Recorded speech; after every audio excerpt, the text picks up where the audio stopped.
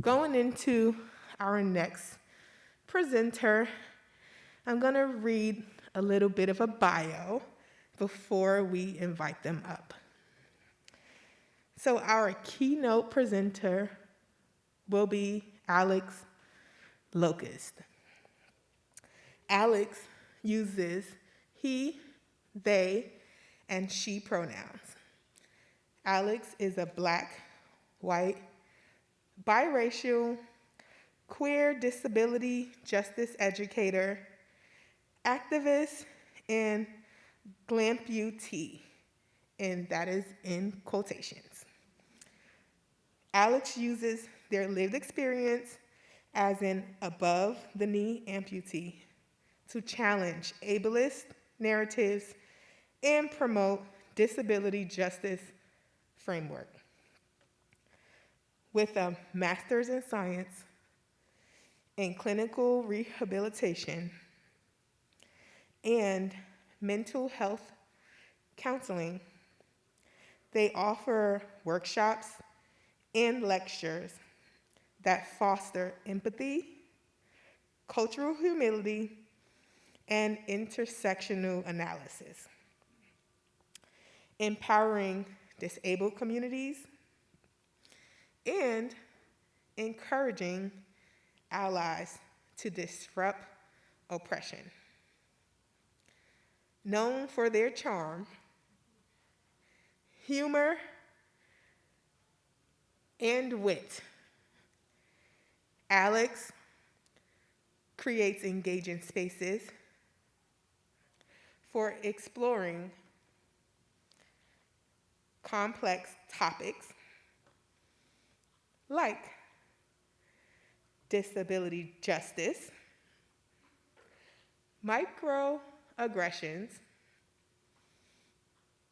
and cross-movement solidarity. Please welcome Alex.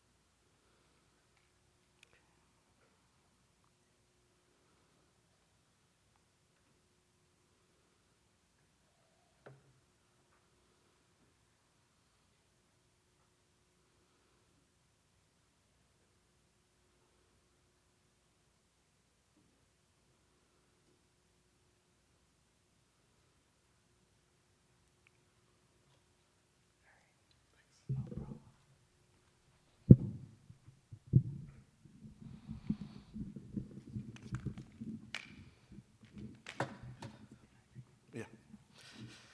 Thank you. Good morning, everyone.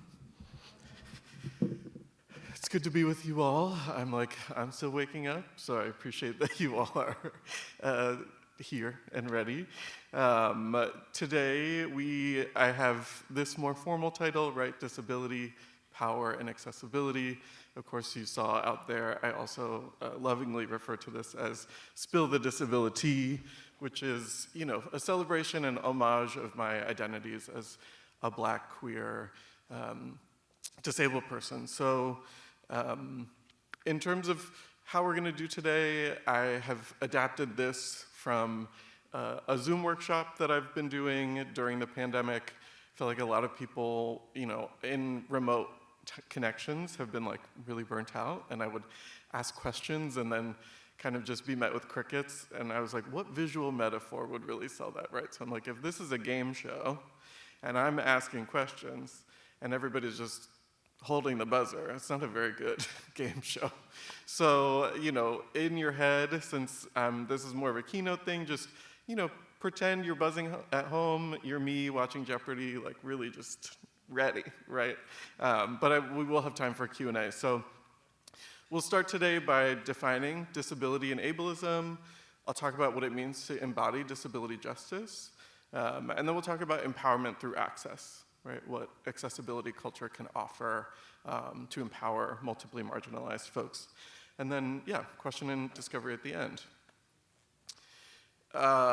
I already had a very gracious intro. I appreciate that. Some of my identities are here just to offer that context of who I am. I identify as queer, non-binary, I'm black, white, biracial, I'm a amputee. I have a master's degree from SF State. I'm a millennial, sorry. Thin or straight-sized, I'm a US citizen, and in San Francisco, I'm on occupied Ohlone-Ramaytush land. Right, my North Stars are disability justice, pleasure activism, harm reduction, and drag artistry. As you can, on this screen over here, I've got photos of me from doing drag, video shoots, pageants, all sorts of great stuff. As I have already mentioned, I'm a millennial. I'm also a Leo, so if you want to know more about me, it is absolutely on the internet. And I also have a free resource guide on my website. So if any of what I'm covering today either isn't visible, or you want to dig in further, or you want to review or share with other folks, it's free. It's on my website. So just want to acknowledge if the pacing is going at a rate that you want some of that information, it is available later. I hear you might be asking, why me? Why should I be the keynote for the summit? And I feel like I have a pretty simple answer. I'm so gay. It's really, that's it. I think that's all that qualifies me. But no, that's a photo of me in flamingo drag. Flamingos and I, we have a kindred spirit. They love pink. They love to stand on one leg. It's like we're homies. If I were to do a more expansive version of this, I have some other elements of what is my secret sauce as a facilitator, but for the time today, I'll just acknowledge that I'm aspiring to be a humanized facilitator. I think that I know I have a lot of power here, right, behind this microphone, and we turn to people who are at these points, right, and sometimes it can seem sort of like abstraction, right? I'm just delivering information to you because that's why I've been hired to be here, and I want to make it really clear, this work is not abstract to me, right? This is my lived experience. This is the experience of people who I'm in community with, who I'm in solidarity with. So my presence is a commitment to shaping culture towards collective liberation, right? And that personal and political investment means that, I have emotional reactions to these things. I am a person.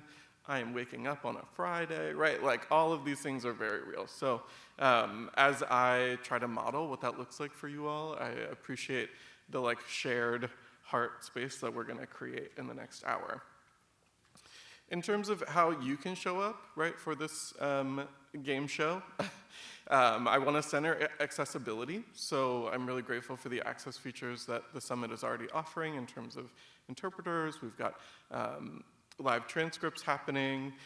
Access can also be in your body mind. So if you need to stand, pace, stim, do whatever you need to do to be present, I welcome that. In a facilitated space, I say play to win. That means if you're just sitting and not asking any questions, then there's no way for you to get any points. But in a keynote style, I want you to really ask how can you get something from this, even if you don't ask a question in the Q&A. How can you share this with someone later? How can you do your own work? How can you make this an active experience rather than just passively receiving? I always encourage people start inward, move outward. This is very inspired by Grace Lee Boggs, right? Transform yourself to transform the world. It can be really easy to clock all the ableism out here, right? This institution's violent. these people are not intersectional, right? Like, the fingers be wagging. And when somebody in the wild says, well, why should we center access in this? If all you can say is because Alex told you to, then you don't have that personal investment, that personal stake and understanding of why these things matter. So if you start with yourself, which can be very hard, then when we're working to interrogate systems, it's a lot easier to come from a grounded place. I'll acknowledge this is just an introduction.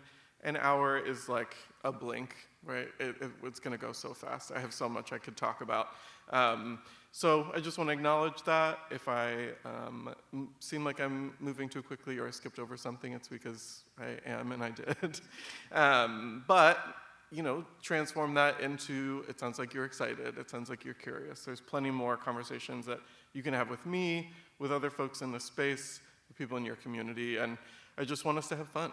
Right, this is my Amy Poehler wanting to be like cool mom. That's my pleasure activism. I'm just wanting to make these things feel irresistible. I want us to know that we can have this conversation at 9 a.m. on a Friday. We can have it at happy hour. We can have it in a work meeting. We can have it anywhere, right? So with that, I'm just going to get us started. This is going to be more of a self-reflection moment. We're not doing Q&A yet, but we've got my homegirl Hermione here, right? She's just like me, she's an external processor, right? I have questions, I have thoughts. So just for yourself, I want you to do a readiness scale. So on a scale of 1 to 10, how resourced do you feel integrating disability justice principles into your equity toolkit? So what I love about a scale is 1 to 10. You don't have to explain why. It's just, I feel like a 2. I'm at a 9. If that scale doesn't really make sense, basically a 10, if we're thinking about like a sponge, a 10 is like, that is a wet sponge. You are so saturated. You're great. You could just tag me out. You say, Alex, go get some pastries. I will do the rest of this keynote. And I would say thank you. A 1 is like fresh sponge out of a pack. You said, I don't know anything about disability justice. I'm so ready to just absorb everything you have today. And then what is one question you have for today's session? So this is really important. This is like this is your North Star, so that if we end today and that hasn't been addressed, you can ask it in the Q&A, or you can use that as something to bring into your life beyond this conversation or throughout the rest of today's summit. So I'm gonna give you all a minute. Just personally write down, scale of 1 to 10, how resourced do you feel integrating disability justice principles into your equity toolkit? And then what's one question you have for today's session? I think I'm gonna use my Canva magic. Let's see, fingers crossed. Ooh, okay, I've got a 1 minute on the clock. I'm gonna hit start, and then after that, we'll keep moving.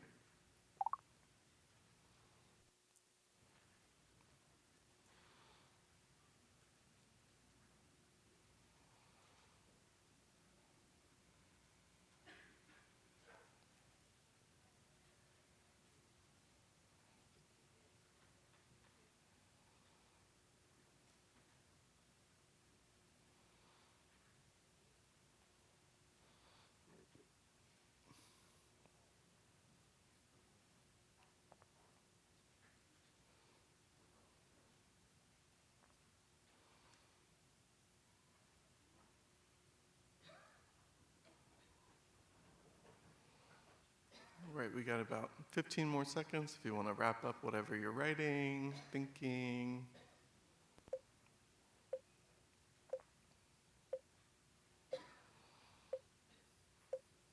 Okay, so hopefully you've got some questions locked in and ready. We're going to keep the flow going. We're talking about disability and ableism here. How do we define disability in a more contemporary context and situate ableism among other systems of oppression? Of course, if this were a facilitated space, I could ask, how do you define disability? What are ways you hear the word disability used in public? Like, let's create a working definition. For time's sake, I'll just kind of jump ahead. I'm using the World Health Organization's definitions for disability mostly to help tease out this dichotomy. I'm not saying that this is the ultimate definition of disability, but this is just a good way to exemplify what I often encounter is that if I ask people to define disability, many times they'll focus on this first definition, an impairment, right? The World Health Organization defines an impairment as a problem in body function or structure. So me as an amputee, someone says, well, you're missing a limb, that means you're disabled, right? You see someone in public who's blind or deaf or using a wheelchair, A to B, right? I see this, that means they're disabled. And what I'm trying to create a little more slowness or complexity around is that the World Health Organization is saying a disability is a complex phenomenon reflecting the interaction between features of a person's body and features of the society in which they live. So this isn't just that I'm an amputee, right? It's that I'm an amputee in a society that is not inclusive or accessible to my body as an amputee, right? We could even interrogate, impairment using this term problem, right? I would not use problem in a more radical sense, but just acknowledging my limb's not here, right? She didn't clock in. She said, I did that training, that job's not for me, sorry. But it doesn't inherently mean that I'm disabled. Today, for example, right, I asked for support to be able to sit in a chair for this keynote, and I was granted that, so I feel like I can be present and I can do the job I've been brought here for. If I had to stand for this hour, my foot would hurt, I would have a hard time focusing, that would feel disabling. Right, so this is why I want to bring this in, because disability is like partially socially created. And so the good news is that we as society can impact that, right, positively or negatively. In this case, we're talking about the medical model versus the social model of disability.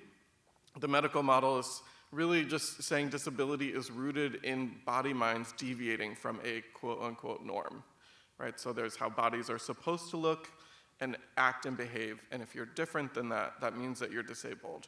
You can use medicine, which can be both like actual, medications, but it can also be assistive devices like crutches, prosthetics, hearing aids, all of these other kind of things, to fix, right, I'm gonna use a lot of air quotes today, fix these problems, and medical professionals are the experts. So, if I go to a doctor, they would tell me I'm disabled. It's not, well, do you feel disabled? Do you identify as disabled? They will just tell me.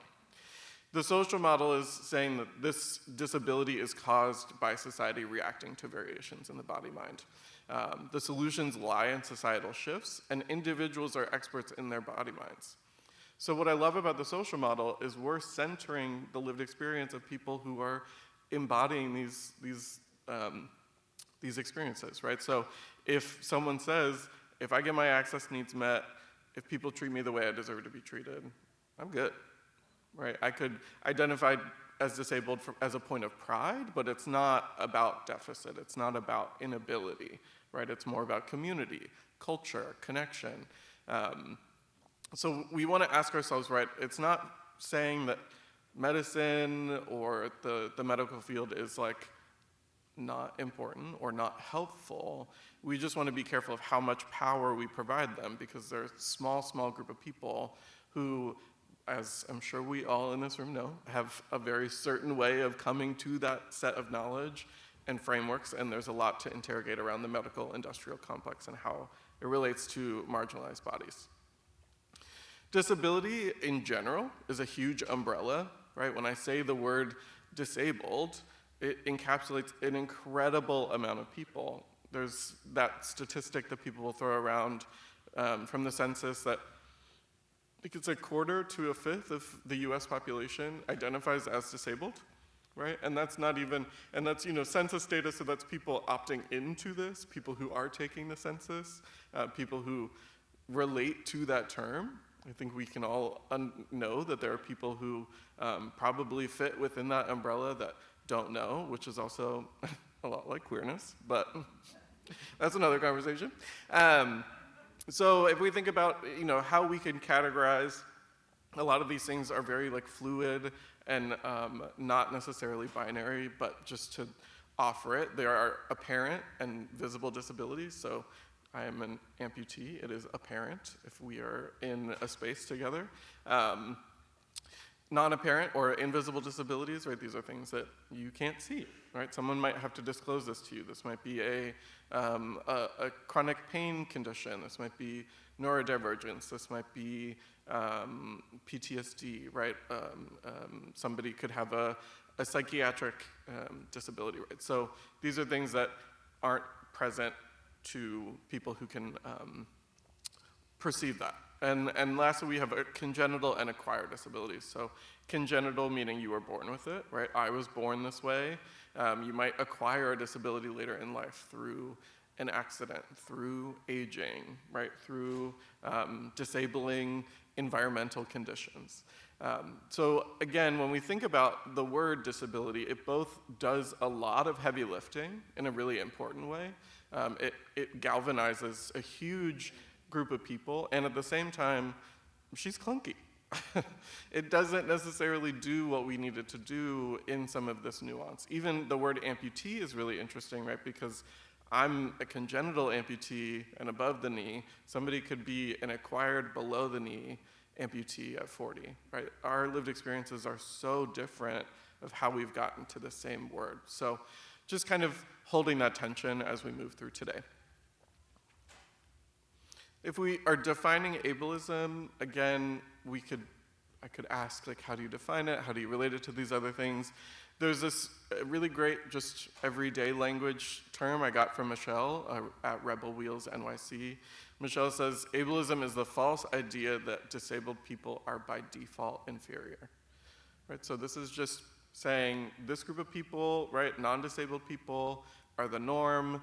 They are the aspiration. They're more attractive. They're more worthy. They deserve resources and power. And then anybody who deviates from that is less than. And just like sexism, racism, ageism, sizeism, classism, all of these systems are saying not only are these people inferior, it is okay and often profitable to discriminate, to oppress these people, right? The more contemporary, the more complex definition, and I'm going to read this one aloud because I know over there it's going to be too small to see. I'm quoting from T.L. Lewis, who is a Black disabled disability justice activist. T.L. does incredible work around incarcerated disabled folks, particularly Black, deaf incarcerated folks. And T.L. has taken this definition of ableism like 2 and 11, right? These definitions are what I use as kind of the gold standard. So I'm going to read this slowly. T.L. defines ableism as a system of assigning value to people's bodies and minds based on societally constructed ideas of normalcy, productivity, desirability, intelligence, excellence, and fitness. These constructed ideas are deeply rooted in eugenics, anti-Blackness, misogyny, colonialism, imperialism, and capitalism. The systemic oppression leads to people in society determining people's values based on their culture, age, language, appearance, religion, birth or living place, quote, health/wellness, end quote, and or their ability to satisfactorily re/produce, quote, excel, and behave, end quote. You do not have to be disabled to experience ableism. Lay that one more time. You do not have to be disabled to experience ableism. So that last piece is something that I want to tease out a little bit further. So TL offered a bunch of socially constructed ideas in that definition, right? So one of them was intelligence. How does our culture measure intelligence? Often we think about people who answer questions first or quickly, right? I mean, even the game show example, right? Whoever buzzes in first tends to be the one who gets to answer. Do we have experiences with people who answer first being the most valuable contribution in the space? Sometimes it helps to simmer, to think, to sit, right? Maybe you're processing. Maybe you're considering a lot of complex ideas. Maybe just your processing speed isn't with it that day. Maybe it is a Friday morning. Maybe you've had a long week. that doesn't mean your contribution is less valuable, but we tend to prioritize people who respond quickly, right, as those most worthy, those smartest, most valuable. Standardized tests and scores, right? People who score higher on these tests tend to have more access to better paying jobs, right? Higher education, licensure, certification, all these kind of things. So we know these tests are often like racist. We know they're often not like culturally sensitive. It's a really demanding environment to prove your knowledge and expertise of something that maybe you might really have, and just that setting is not the best way for you to demonstrate that. Using big words, right? People who like drop huge, vocabulary every so often just to kind of like sometimes sound more intelligent, right? Or maybe that is how they like to communicate. If we can't understand what you're saying, who's benefiting, right? If people are using plain language, does it mean that their contributions are less worthy or less valid? I think about emotional intelligence, right? I know people who are real book smart and can do math and crunch numbers and do that really complex strategy. The second they have to apologize, right, it's dead stop. So we have to think about like, who are we centering? Who gets the most value? If I think about queer parallels, it's kind of like when you think about quoting the canon, there's all this very like heteronormative culture that is just like treated as like, oh, well, we read Romeo and Juliet in school and the Scarlet Letter and like all of these things. It's like, well, if I want to reference Paris is Burning, there are people who are really going to appreciate that, but other folks are going to see that as like throwaway, fluff. Like, I don't know what that is, right? So it's kind of like who gets to be treated like they have the most intelligence in a space. Similarly with productivity, we can think about what is our culture's relationship to work? Spoiler, it's not good, right? Hiring, performance reviews, promotions, what are those often based off of, right? They're usually kind of who works harder, quote unquote, who puts in more time, who burns the midnight oil, who's like showing up, big air quotes. Maybe you're a single parent.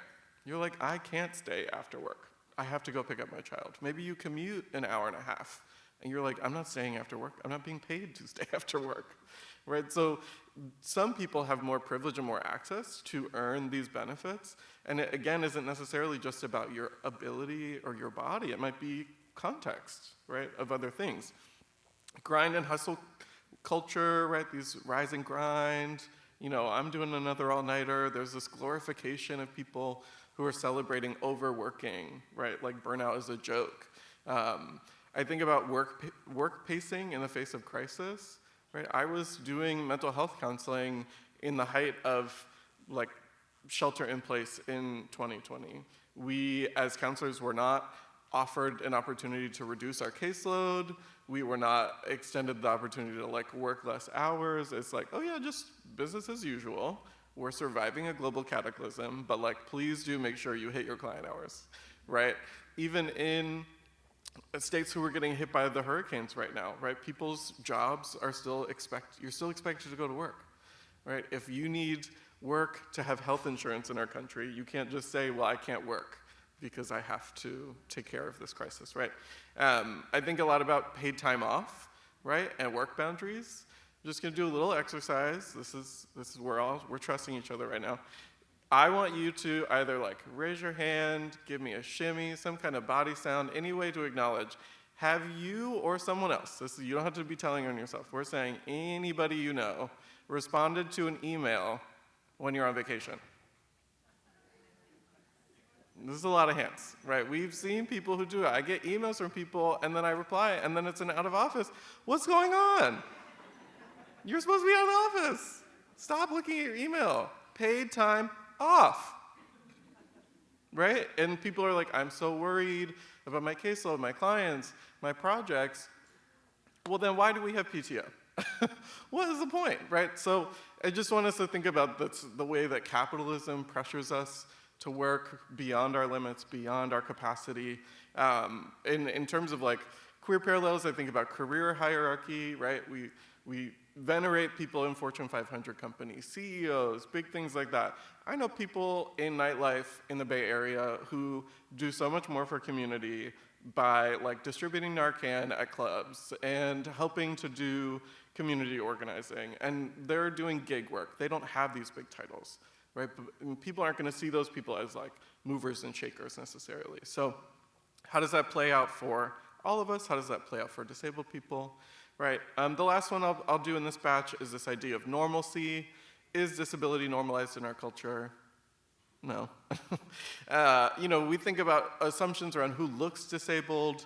I've got this gif of Captain Hook here, right, looking menacing. We know so much of popular culture and media portrays disabled people as villains or people to pity. But also if you think about leadership demographics, like a lot of leaders aren't openly disabled, right? People in leadership positions don't disclose disability. We had presidents who hid disabilities because they were like, I'm gonna be seen as less capable as a leader.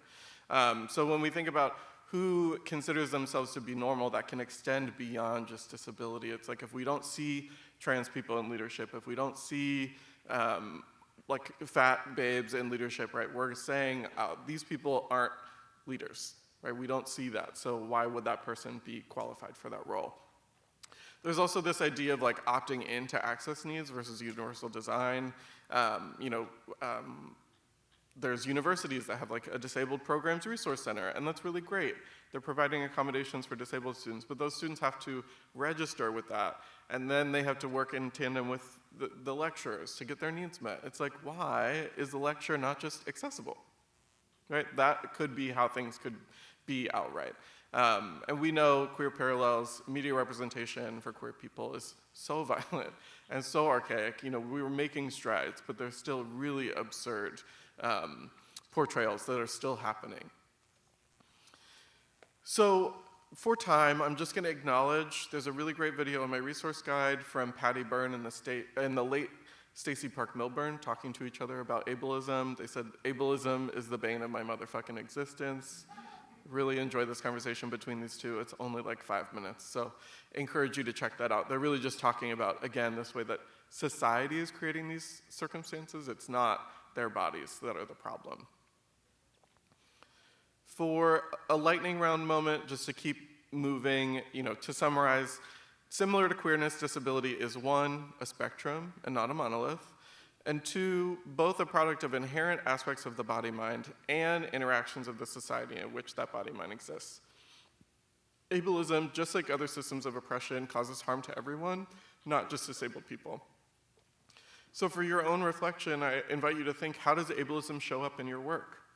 How can you adapt ways that you dismantle homophobia, transphobia, sexism to be tools to undermine ableism as well?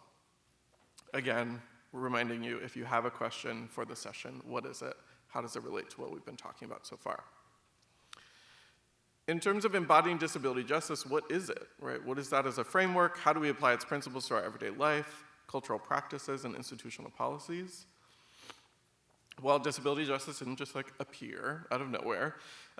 For very high-level summary, the disability civil rights movement exploded in San Francisco in 1977 with the 504 protests. On my slide, I have two photos here, one from Anthony Tussler, one from Leroy Moore. So it's photos of disabled folks protesting, right? This is the longest unarmed occupation of a federal building in US history, right? These disabled folks went in, the folks at the downtown office said, what are they gonna do, stay? Sure did, right? The disabled folks stayed for 26 days, right? And there was beautiful moments of ingenuity. So at some point, the government cut off the phone line so that they couldn't phone outside for help or for resources. So then deaf people inside just signed to deaf people outside. Like, try us. We will work around, okay? I also love this photo from Leroy Moore. There's a photo of a black wheelchair rider in that picture. His name's Bradley Lomax. Bradley Lomax was a member of the Black Panthers as well, and is often credited for part of the success of this protest because Bradley's involvement in both movements meant that the Black Panthers bringing hot meals and resources and protection to the protesters added sustainability. right? So it's important as a cross-movement solidarity moment as well, not just the brilliance of this disability rights moment. Fast forwarding, a lot of other action occurred that built towards the Americans with Disabilities Act in 1990. This is the ADA. Many people referring to the ADA are thinking mostly about accessibility compliance, right? Is a space ADA compliant? Are we following ADA protocol? It's also important to name that the ADA is modeled after the Civil Rights Act of 1965, which prohibits discrimination on the basis of race, color, religion, sex, or national origin. And this is built off of Section 504 of the Rehabilitation Act of 1973. So this is saying that disabled people are protected class, right? That our government has failed disabled people, if not created conditions in which it is oppressive to be disabled. And so we need to use legislation to help reverse that harm, right, and that violence. What came from there, right, again, I'm zooming really quickly, so much occurs, right, I don't want to erase any of that work, but one of the critiques of the disability civil rights movement is that it was single issue. So they were saying, let's get disabled people rights, and then we will leave you alone, right? If you help us be independent, we won't burden your system, like, give us what we need and we'll be great. The issue here being that some people within disability communities, right, Black disabled people, queer disabled people experiencing homelessness, disabled people who use drugs, do sex work, right, they experience marginalization beyond just disability, and because of our society, they do need to depend on government assistance or support. And so then it creates a hierarchy of like good disabled people versus bad disabled people, right? People who are not a burden versus people who are. And we don't want to create that hierarchy. We want to liberate everyone. And so Patty Byrne, along with Stacey Park Milburn, Sebastian Margaret, Eli Clare, Leroy Moore, and Mia Mingus, proposed this framework of disability justice. This is helping to move us into a more contemporary, intersectional framework for collective liberation. Patty Byrne has a draft of the disability justice principles available on the Sins Invalid website. This is also on my resource guide. The 10 principles are intersectionality, leadership of the most impacted, anti-capitalism, cross-movement organizing, wholeness, sustainability, cross-disability solidarity, interdependence, collective access, and collective liberation. And so again, I want to honor their work, and I'm not going to like define each of these, but I will just remind you that for me, the two paramount things are disability justice is intersectional. So we're thinking about Kimberly Crenshaw's work, right? Her term around intersectionality, this analysis tool, right? Describing the ways in which oppressive institutions such as racism, sexism, homophobia, transphobia, ableism, xenophobia, classism are interconnected and can't be examined separately from one another, right? This is work that the Combahee River Collective got started, she built off of. We are saying that disability justice work has to consider how systems of oppression intersect. So if you go to attend an event and it says that it's a disability justice event, and it's talking about justice work for disabled people, but it's only talking about disability, it's not a disability justice event. That's where it can get a little confusing, right? Because we can't be talking about justice, but if we're going to use them together, we have to be acknowledging that Black disabled people experience more hardship than white disabled people do, right? We have to acknowledge how these systems are playing together. And we also, this idea of leadership of the most impacted means that we can't just have like white disabled people talking about disability justice without centering the voices of more marginalized people, right? Whether that's literally bringing them in as people speaking, whether it's compensating them to inform the work.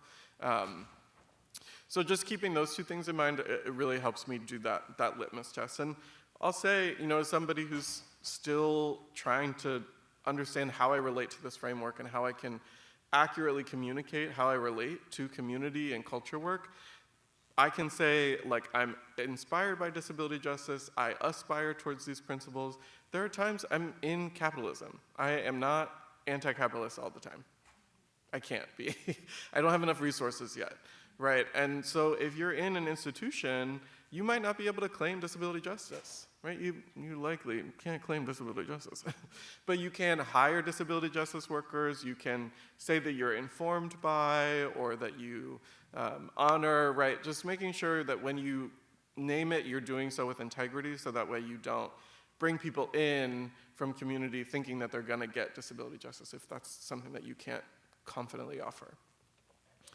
From an intersectional perspective, I'll also acknowledge this video that I really encourage you to watch. This is My Disability Justice from Antoine Hunter. Antoine Hunter is a Black, deaf dancer and choreographer in the Bay Area. Antoine is incredible. If you ever have the chance to see Antoine perform, it is a revelation, and I really appreciate Antoine's way of describing, like, am I Black first or am I deaf first? And Antoine says, like, that's not, those are intertwined. I can't pull those apart. In terms of ways I've seen intersectionality show up in the wild, these are things that I've seen either in conversations, in facilitations, or just examples that land from media. Accessible all-gender bathrooms. Disabled people, we gotta go. Okay, we pee just like everybody else. If the bathrooms are accessible, that's great. You're attending to disability.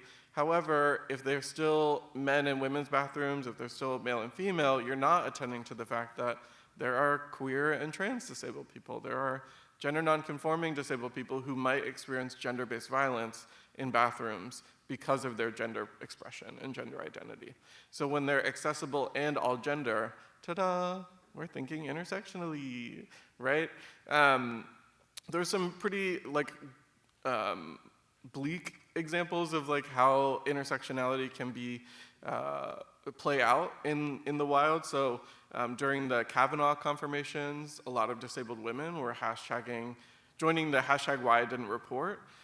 They were sharing why they didn't share stories or report incidents of sexual violence because many disabled people have to self-advocate for sexual autonomy, right? If they're living in assisted living or they're living at home or they have caregivers. And so the idea of reporting meant that they felt like they might lose access to agency and autonomy, right? So they had to choose between these things because of the ways that sexism and ableism are working together. There are really gruesome stories of trans women of color in detention centers, right? In ICE detention centers being denied HIV treatment and dying, right? So because of xenophobia, transphobia, ableism, right? All of these things coming together, those people were denied the care that they deserved. In Antoine's video, Antoine acknowledges the fear that Antoine holds as a Black disabled person, right? There are articles that talk about the higher rates of violence towards Black disabled people because of this idea TL talked about, this idea of, quote, behaving, right? And so incidents of Black deaf people being told to stop and freeze. They cannot hear that, right? Black developmentally disabled people who don't know how to respond to these police incidents. Black people having psychiatric crisis, right? Who aren't present or lucid to be able to respond to these things, all experiencing violence at the hands of police. So just considering that violence compounds. Stories of fat women with chronic illness talking about going to the doctor, naming pain, naming body harm, right? And just being told that they need to lose weight. So sexism, fat phobia, ableism, right? All coming together, showing up in ways where these people are not, again, being given the care that they deserve. So we have to kind of consider, these are ways that we can use intersectional analysis to think about the diversity of disabled experiences. I have some other ones here, thinking more of I guess not contemporary, but just things that I see people talk about. Maybe on Zoom, you have a trans staff member who uses a breathing device, opting to be off camera, right? I'm sure we've been in those meetings. People are like, please be on camera, it means you're more present. If everyone could be on camera, please. On camera, thank you, right? I get it. I facilitate remote sessions. It is very hard when people are not on camera and it's mostly blank screens with names. And I have been in disability spaces where people are using the chat, people are using reactions, people come off mute. Those conversations are lit. We have a great time, right? So if you're being present, that's all that matters. Maybe that trans staff member doesn't want to experience microaggressions around their presentation, and they're like, I could just focus on doing my job. I know, full self-disclosure, when I was like peak burnt out in 2020, I figured out how to be on camera and text at the same time. So just because people are on camera does not mean that they're present, right? We had to kind of do this interrogation here. You might have an immigrant student who's, quote, ignoring invitations for disability services. We know undocumented folks do not have a good relationship with our country because of xenophobia, because of racism. And so maybe they don't want to increasingly rely on a system or on documentation or on being what might feel like being tracked or followed or surveilled. Maybe, immunocompromised AAPI student requesting remote learning. There was that heightened rate of anti-AAPI violence during early COVID. And so maybe somebody's like, I don't want to risk getting COVID and I don't want to risk violence on public transportation. Those are very valid requests. People will push back and say, well, remote learning isn't as good as learning in person, right? You're missing out on the experience. You're not attending to what somebody's bringing to you, right? So we have to kind of think of why do remote spaces, what can they offer that we aren't getting in person? Where are they complementary? How can we make them feel the same in different ways? I'm going to read this quote from Patty Byrne. This is a photo of Leroy Moore. I feel like this quote really just encapsulates disability justice as a concept in a really incredible way. Patty said, all bodies are unique and essential. All bodies are whole. All bodies have strengths and needs that must be met. We are powerful not despite the complexities of our bodies, but because of them. We move together with no body left behind. This is disability justice. I love this because this applies to all of us. Doesn't matter if you identify as disabled or not, disability justice benefits everybody, right? It's about leading with the power of our body minds, right? Our uniqueness, what we're contributing, rather than that being a deficit. It's pushing against this idea of conforming, becoming uniform, right? It's celebrating. This can be interpreted in so many beautiful ways, but ultimately we move together with no body left behind. That means that everybody is worth this movement. Everybody is worth liberating.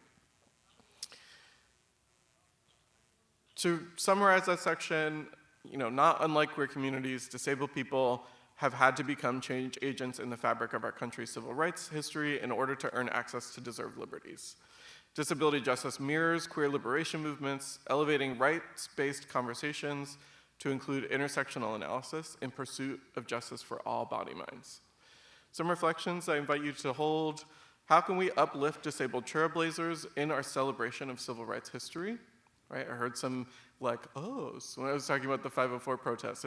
If we don't know about these things, how are we going to celebrate them? What lessons can disability justice contribute to our liberation toolkit, right? How can we adopt these framework, these principles into what we're doing? And again, just anchoring in that question you might have for today. I'm going to go through this last section a little quickly so that I can make time for questions at the end, but just thinking about empowerment through access, what does it look like to cultivate a community culture rooted in collective access, which is one of the disability justice principles, rather than treating access features as an afterthought or a burden. So, some myths that I hear when people are attempting to promote or create accessible spaces, right? Access features are always costly and strain limited resources. It's not fair to offer some people extra support and not others. We haven't gotten any requests for that, so why should we offer it? Do they even need support, or are they just trying to game the system? Right? I've heard this similarly around queerness. They're just making it up. We don't serve any queer people. Y'all just want special treatment. I do want special treatment, just to be very clear. In terms of how that actually shows up, what is the reality of these things? Yes, access features can cost money, but aren't always cost intensive. So I've been in circumstances with disabled people who voluntarily, just to be more cost efficient, create savvy workarounds, right? So you don't have to buy the most expensive thing. You can find something that does the same thing at a lower price or create something as community. That's not me saying cut corners, but I'm saying if there are times where that feels appropriate or relevant, you can do that. I will also say things can become cost intensive when you don't plan for them. Right? If you plan an entire event and then at the 11th hour you say, is it accessible? That's gonna cost money, right? Y'all ever seen that triangle? Fast, cheap, quality? You only get two things. So if you want quality things fast, it's not gonna be cheap, right? If you're trying to hire interpreters, translators, if you need more seating, right? All of that last minute at a venue can really add up. If you're building a space, right? People not like thinking about access features, it will add up. So if you think about access at the beginning, sure, it may cost money, but it might not cost as much if you treat it as essential to how the space is being cultivated as opposed to an afterthought. Access features benefit everyone, and if inequities are present, I want us to put the burden on the system and not the individual. So when I hear people say, well, it's unfair if the student gets time and a half for this test, right? Everyone else is taking it in an hour. Why do they get more time? I could flip that back and say, why are you making a test that people need more time to take? Maybe the test is too hard. Is the test testing what you were trying to test? Right? So how do we unburden individuals and ask the system, why is this an issue that we're even having to begin with? Accessibility culture takes time to build, and its value can't be conditional on who utilizes it. I want to praise you if you find ways to make things more accessible. That's really great. Find people who will celebrate and affirm those things. And also, if disabled people don't show up tomorrow because things are accessible all of a sudden, you can't be like, well, it didn't work. Where are they? They're not here. Well, yeah, we've been dealing with a lifetime of ableist violence. I don't know that I can trust that just because you have an access clause on your page for the first time as an organization that's 100 years old, that you're gonna do things the way that we deserve them to be done, right? Maybe you need to work with disability community stakeholders and people who people trust so that you're earning that buy-in, right? Rather than this gesture being the like, see, we're doing it, right? And there are more disabled people with unmet access needs than non-disabled people scamming these offerings, right? This is a full me statement. I have no data for this. I will just say anecdotally, I know this to be true, right? People are not like, and also, again, turning things on the system, if people have to scam the system to get needs met, is that people's fault? So this is what I'm trying to say. If we see these things happen and you hear people being into that like access policing, I don't believe them. I think they're just trying to get, what if they are? Fine. Let them do that. Other people will probably also benefit from these access needs. So let's try not to fall into some of those patterns, right? In terms of like closing out the section, my real talk, hot takes, conversations I've heard around providing access support can be very dehumanizing and counterproductive, right? I've seen people seem really frustrated or bothered. I just went to a concert on Friday, and I was asking for access support, and someone was like, ooh, did you buy the ADA tickets? Right? It's this kind of like their discomfort, they're frustrated, they're uncomfortable. I don't want to hold that. I just would like to get what I am owed. The ADA has been around for like days longer than I have been alive. So can we get with the program, right? The us-them of determining if access features are worth it, it's very limited thinking. People will talk about we all can become disabled. If you have the privilege of aging into like older life, is very likely you will be disabled. Some of us are VIP, I've been here since day one. But really, like access benefits all of us. So rather than being like, oh, I'm doing this as an ally, like this is just making the world better. So you will benefit as well. It's disappointing to see creative thinkers throw in the towel over the prospect of complex access strategies. I see people with big titles, big paychecks, just lose it, right? And they put it on frontline workers, people who report to them to figure things out, put it to the community to make it work. I say, you're getting paid the big bucks. Show up, right? And all of this liberation work is interconnected. You don't get to pick and choose. So I am always inspired when I see people who are tenacious about trans justice and racial equity and gender parity, and then all of a sudden we're talking about anti-ableism and not a peep. I'm like, oh, that's a convenient bathroom break, right? We have to be able to flex these muscles for all of these things. They're not one-to-one, but I imagine if you feel really sturdy in like environmental justice, there are ways that that can be translated to disability justice as well. To offer just some like possibility models of what this can look like, Alice Wong, Mia Mingus, and Sandy Ho have proposed the Access is Love campaign. This is a website that is on my resource guide. They have 10 principles for making community spaces more accessible. They're very digestible and manageable invitations that also have a lot of space for complexity and nuance once you start digging into them. So I really encourage you to check them out. It's proposing this idea from like we love disabled people. We want disabled people in our communities, not like, we will make reasonable accommodations upon request, right? Like, we're doing this because we're excited for you to be here. We want that to feel loving and caring. Superfest Disability Film Festival. This is hosted by the Longmore Institute on Disability. This is in the Bay Area. This is this month. I think it's next week. Superfest is happening in person and virtually. This is the longest running international disability film festival. Films are made for and by disabled people. The jurors are all disabled. And universal design is a core element of the festival spirit. They also offer a showcase model. If you want to book them, you can curate your own disability film festival for whatever community space you're in. The Crip Camp Impact Campaign, if you haven't seen the Netflix documentary Crip Camp, I highly recommend it. Get your tissues ready. I wept. The Impact Campaign was facilitated by a team of disabled folks led by Stacey Park Milburn and Andrea Levant. And they offered a series of multimedia and cross-disability conscious content building off of the film.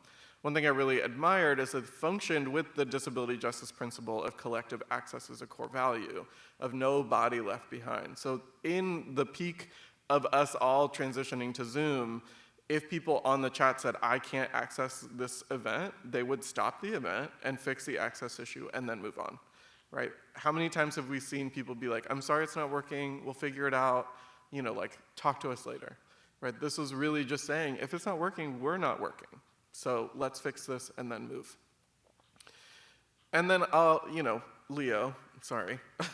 I'll shout myself out. I hosted Accessible Futures Drag Show last year in the Bay Area, right? This was a fundraiser and community event hosted by the SPM Disability Justice Fund.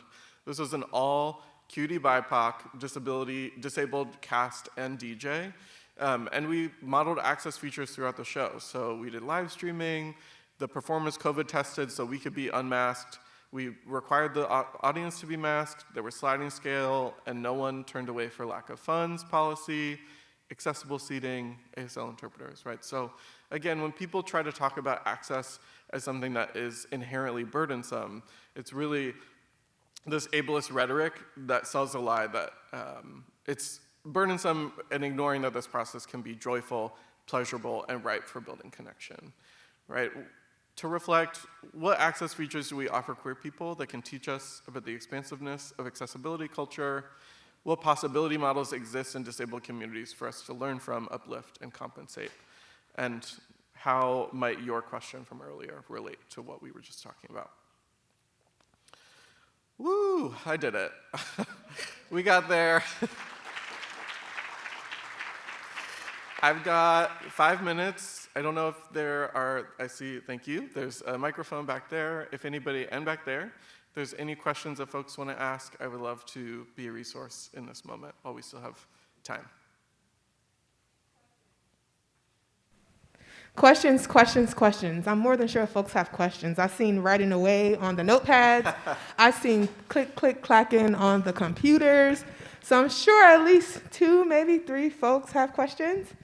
And also, Crystal's on the other end if you're on the other side of the room, so just raise your hand and we will usher the microphone over to you. Thank you. My name is Sarah. I use any pronouns.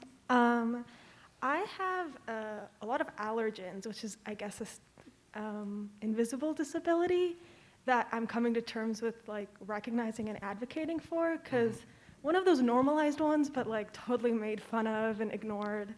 I'm just wondering, like, when you go to spaces where you can hope to be accommodated or just have no expectations at all, whatever, and you're not being accommodated very openly or implicitly or however it be, how do you deal with either walking away, advocating for yourself, putting a shitty Yelp review? Like, how do you, you know what I mean? Like, how do you suggest, like, someone who's new to advocating for themselves especially can feel empowered and not go away feeling worse? Yeah, that's a really great question, Sarah. Thank you. It is a journey, right? It's a muscle that we have to flex. I'm still figuring out different ways to advocate and what feels good. The complex part of this question to me is that the environment really dictates how I self-advocate, right? So if it's a community event that has claimed disability justice and is saying, we're here for you, we have an access coordinator,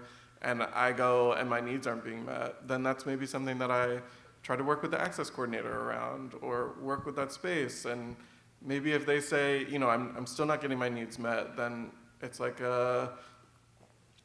do we talk about it later? Can we set up a call? Like, is there an opportunity for feedback? Like, I want to work with people who want to work with me. If it's giving the energy that, like, they're open and invested in that, and I'm invested in them, I think that's very key, right? Is like, do you benefit from my magic? Because I know people who get paid to do access consulting, right? So if you're like, I don't have the spoons to make your space better, then I think it's fair to kind of like let them know and keep it pushing.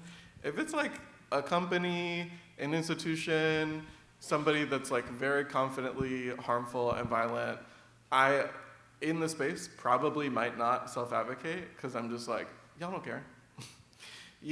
At that concert, I talked to, I want to say 5 different staff members, and each of them told me something incorrect and different. So the idea of like trying to help that space out, I'm like, this is too messy for me.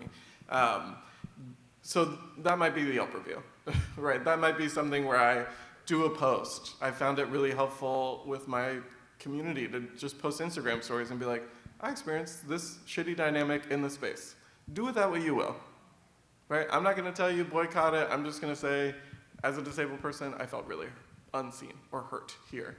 I'd say practice-wise, writing scripts for yourself, practicing scripts with other people. So saying like, for me, I don't like how you're talking to me, or I'm deserved seating. Can you please show me where that is? Or who can I talk to who can help me get my access needs met? Because this is not working, right? And not that we are not apologizing. We are not having to validate. This is an access need, period. So practicing what scripts work can really help me figure out like, oh, that's too spicy. I don't like that. That makes me feel like I might escalate and I don't want to escalate. Or maybe I do want to escalate and this is how. Practice with people, and I also invite informing people in your network that these experiences are common and will happen, right? It's not an if, it's a when. And letting them know, what do you need, right? Listen, friend, somebody's gonna get nasty with me, probably. And I need you to pop off on my behalf, right? I don't wanna have to do this work. So I'm gonna go over here while you give them an earful, right? Or I'm going to be loud and I want you to be my hype man and be like, yeah, what she said, what they said, right? What he said. This is the opportunity to like activate people to get in your corner. So I think those things help me know that I can get the support I need without having to like educate people in the moment, because it's like I'm experiencing harm and now I have to do emotional labor for people who are wanting to show up but don't know how. So I think those are some ideas. Great question. Thank you, Alex. We do have time for one more brief question. Maybe we have a few folks. And I will say, in the event of anyone additional having questions after now, feel free to write them down and we can field them over to Alex and send those responses directly to you. Sina, oh, over here. Here, me. It's coming. Good morning, Alex. Thank you so much. My name is Fernanda. I work in the city of Sunnyvale. I'm the Equity, Access, and Inclusion Manager. And this past summer, we actually did a series of movies for the employees on disability and LGBTQ plus issues. So we had actually Creek Camp as one of the movies that we show. So I'm going to be looking at the Creep Camp impact, so maybe we can talk about later. Yeah. But my question for you is, in all the spaces that you have been, I feel that the need to know more and to inform yourself on how to be a great ally for these communities is there, but I feel that the conversations at the higher level are sometimes a lot more difficult. So what advice or strategies do you use when you are approaching leadership and asking them to actually see that all these ways of facilitating, right, our spaces, our workspaces are beneficial not only for the mental health and the health of the individuals that work in the organization, but also for the overall health of the company or the organizations. What strategies or advice will you give us? Yeah, thank you for that. I find in my experience, oftentimes people who are doing direct service don't need selling on these things, kind of like you're saying, right? People are seeing those lived experiences day to day. It might not even be explicit, but if you then say like, oh, actually this would benefit people are like, oh yeah, totally. I see that, I can get it. People who are in leadership positions often, because they're removed from the day-to-day, don't have that granular knowledge, that texture, and so sometimes I try to lead more with data than I typically do. I identify more as a storyteller. I mean, it's like no numbers in this presentation. But sometimes people do need that data. And so I say either grabbing data from the research to help demonstrate co-occurrence of disability within queer community, right? You're not making it up. There is data that this happens. It's also, if you have the opportunity to do demographic data of people you're serving, right? Inviting disability as a part of that check, right? If people are comfortable doing that, because oftentimes a lot of demographic data isn't inclusive of disability. And so you're doing a really great job asking people about their gender identity and their racial identity, but then disability is erased. And so then if you're trying to sell from a data perspective that you're serving queer disabled people, you don't really have that to show up. So I think those are some of the things. I also tend to, this is my the kind of reversing the flow or using the energy. If leaders are we're committing to diversity, equity, and inclusion, right? Or here is our mission statement. We are about the liberation of all queer people. Then you're using the strategic plan, you're using the mission and values, that's their words. You said that, not me. So I'm just trying to help us be aligned with what we've committed to. And so I think using those kind of things to explore, if we're saying we're centering, I worked at a harm reduction center, we're centering people who use IV drugs. There is a high co-occurrence of disability in the community. So if we aren't attending to more accessible services, then we're erasing really valuable support for people who we know are experiencing disability. So I think just kind of tuning into what they are using, so that way it's less of you trying to sell or persuade and more of you're I'm following the strategic plan. So I think we should all just get on board, right? That's usually how I try to challenge leadership, because then it feels less of it's coming from me, because it's easier to tell one person that that's an opinion or a preference, and more these are facts that are true, science. But with that, I will just quickly flash my gratitude slide. I want to express gratitude to all the staff who helped bring me here today. Danny, Sarah, Saldi, my agent Jean. I love my mentors at SF State, Dr. Cronister and Dr. Fitzgerald, Emily and Kathy at the Longmore Institute, right? I've just had so much support who've helped me get here. If you want to be in touch, alex@glamput.com or glamput.com/resources.